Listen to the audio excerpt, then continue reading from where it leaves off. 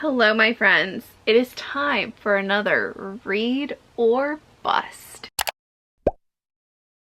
Last year I did this video. I took the challenge, these books will destruct in 12 months, and I kind of changed the name of it because that is a really mouthy worthy challenge. And I changed it to read or bust because the idea of this challenge is that you read these books within a year or they're busted and they are leaving your TBR. You get rid of them, you sell them, you gift them, as long as they are no longer on your shelves. Unless you read them and you love them and you want to keep them. So I have a selection of books that I either read in the next year or they're busted and they're gone from my shelves onto better homes for them. Last year's read or bust was a bit of a toss-up. We had some books that I did read and I hated, some books that I read and I was glad that I read them, and then we had some books that I just decided even before the challenge was over that I no longer wanted them on my shelves, and I'm okay with that. I'm okay with that, how that ended up working out, and this challenge kind of making me think more about whether or not I want these books on my shelves. Let's get started. Okay, the first book I have on my read or bust list this year is Regretting You by Colleen Hoover. I feel like I went through my Colleen Hoover phase where I was just reading through all of her stuff that she had out on her backlist, like back to back to back, and I noticed a trend in several of her books and the pacing and, you know, the backstory and what likely will happen, and there were definitely some similarities to these stories, and you know what, that's okay if that's what people want to read. However, I got a little tired of it and I put Colleen Hoover down for a bit and haven't thought about picking her up in a while. Now this was thrifted. I think I got it for like $4, so I'm not really mad about it, but I haven't thought about reading this like at all since I got it. So time to whip out the challenge to see whether or not I want to read it or if it's gonna bust. By the way, if you're new to my channel, what's up? My name's Elise. Thanks so much for clicking on this video. If you're not new, welcome back. I'm so glad that you decided to join me again. Before we get started, I would love to know if you're willing to share something good that has happened in your life recently.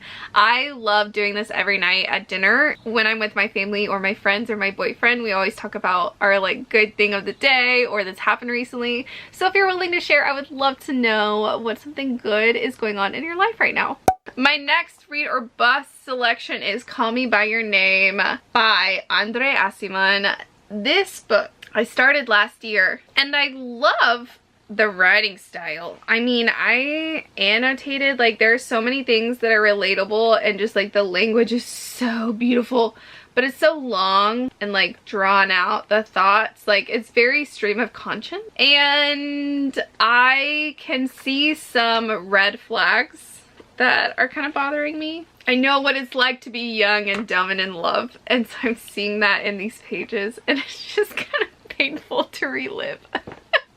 Maybe I should be like, it's beautiful because I relate to it, but it's like painful to me. I don't know. I'm on page 86 and I like soft DNF'd it last year because I did want to continue it. So I'm going to put it on this list to see if I do. This is going to be my incentive to hopefully finish it. Or not. Then we have Emergency Contact by Mary H.K. Choi. This has been on my TBR for a while, and when I returned home from overseas, I saw it at Half Price Books and I bought it almost immediately. It's very interesting to me, but I've heard mixed reviews on it, so I think I just need to give it a try.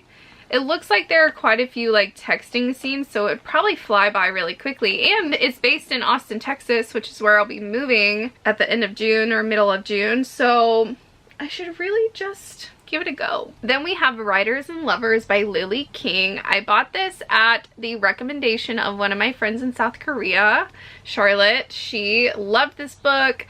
She really enjoyed its nature, but since then I have kind of realized that Charlotte and my taste in books varies greatly. She really loves deep, kind of dark, slower books, and I like faster paced, more humorous, lighthearted. So even though the story sounds interesting to me, I just haven't really reached for it. It has to do with this woman who is kind of at a valley in her life. A former child prodigy, she now waits tables in Harvard Square and rents a tiny moldy room at the side of a garage where she works on the novel she's been writing for 6 years. She's 31 years old. She just lost her mother, and then she falls for 2 very different men at the same time, and her world fractures even more. So Casey's fighting to fulfill her ambitions and balance the conflicting demands of art and life and challenges. Writers and Lovers is a transfixing novel that explores the artistic passion, ambition, and the terrifying and exhilarating leap between the end of one phase of life and the beginning of another. So it seems kind of coming of age, even though she's a little bit older. Self-exploration, love, painful love it sounds like, creativity. So it sounds like a lot of elements that I'm intrigued by, but I just haven't reached for it. Also, I love this cover. So I don't know. I don't know. We'll find out. Then we have The Secret Bridesmaid by Katie Birchall. I thrifted this pretty much when I first got back from Korea. It's about this woman who is paid to be like a secret bridesmaid. She's a professional bridesmaid. And so someone hires her to work behind the scenes at a wedding. It's not ideal because the lady she's working for in this next project is an absolute diva and determined to make Sophie's life a nightmare. It's also a bit inconvenient that she's paired with the bride's posh older brother, who is absolutely off limits. And then it sounds like she might be double booked.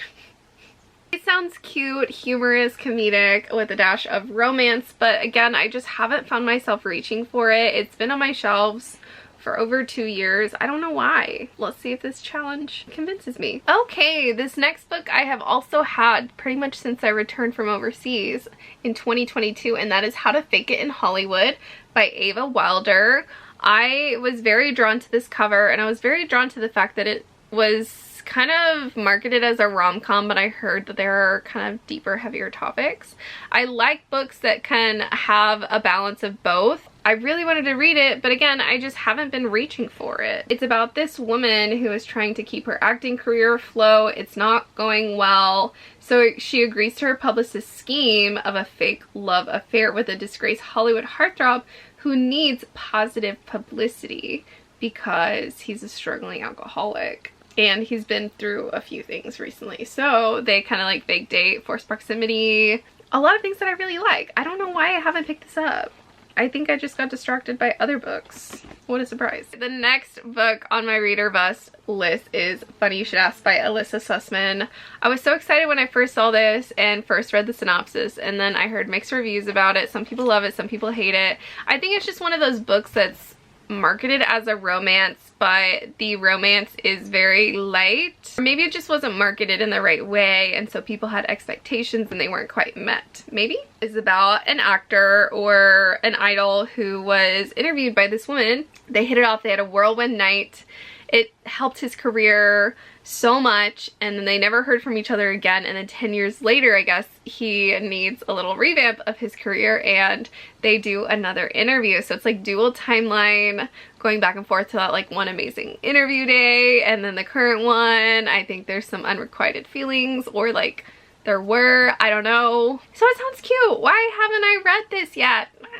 Then we have Little Fires Everywhere by Celeste Ng. I should have read this already. It's a Reese's Book Club pick. It's relatively, no, it's not short. It's just thin, so I thought it was short, but it's not. I've heard a lot of good things about it. It's won a lot of awards. I don't know, it sounds really dramatic to me, which I guess is most of the books I read, but tell me why this one doesn't draw me in more. I don't know. I've had it for a while. I haven't touched it, so I need incentive. Then we have In the Penalty Box by Lynn Rush and Kelly Ann Blount. This is a hockey romance. I actually won this in a giveaway. I just haven't, I don't know.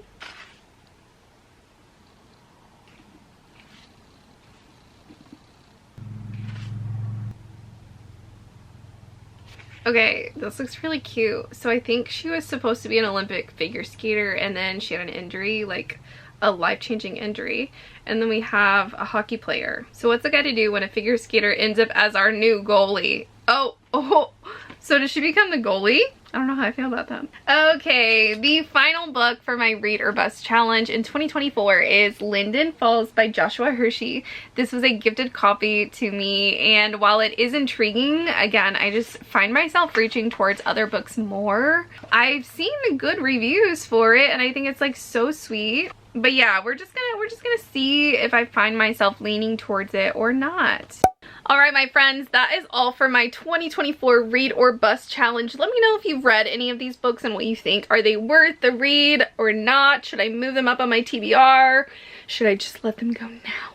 What are your thoughts? I would love to know. Thank you so much for watching. I hope you're doing well whenever and wherever you're watching this. Please consider giving it a thumbs up and subscribing if you made it this far, and all those other YouTube things you probably know how to do already. And I will see you in my next video. Bye, everyone.